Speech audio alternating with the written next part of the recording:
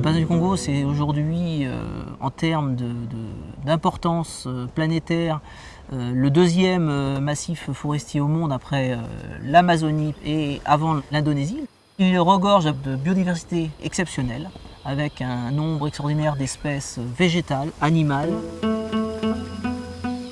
C'est une source de revenus non seulement pour les populations, mais aussi pour les États.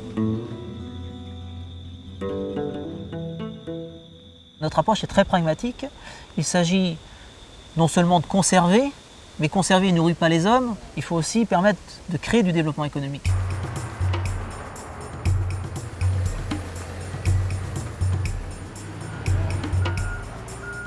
Il faut savoir que l'AFD est certainement le premier bailleur de fonds en Afrique à travailler sur les forêts avec le secteur privé.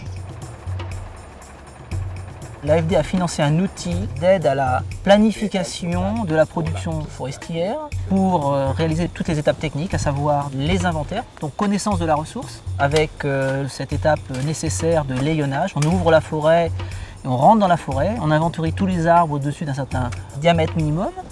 Ensuite, cela se traduit à travers des cartes où nous pouvons voir les séries dites de production, donc le bois qui pourra être sorti, les séries de protection, les zones protégées, et puis également les zones de production agricole pour la production personnelle vivrière.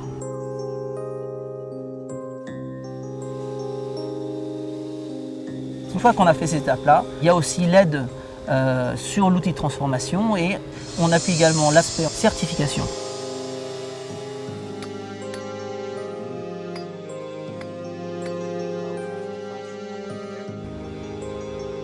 Ce label, c'est quand même une reconnaissance d'une gestion saine et durable du bois, coupé dans des normes légales et traçables.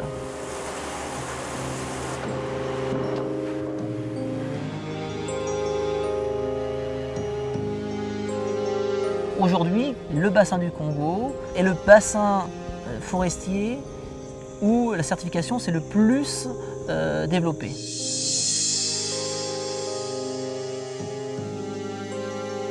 Nous sommes partenaires des ONG sur l'ensemble des pays. Elles travaillent, elles accompagnent souvent les populations sur place.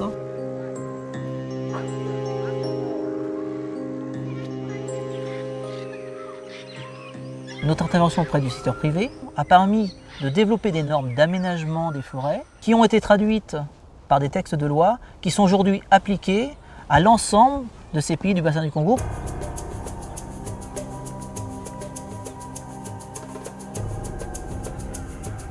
Un des gros enjeux des prochaines années, des prochaines décennies, sera certainement de pouvoir conserver les forêts et surtout l'intégrité écologique de ces forêts pour les générations futures.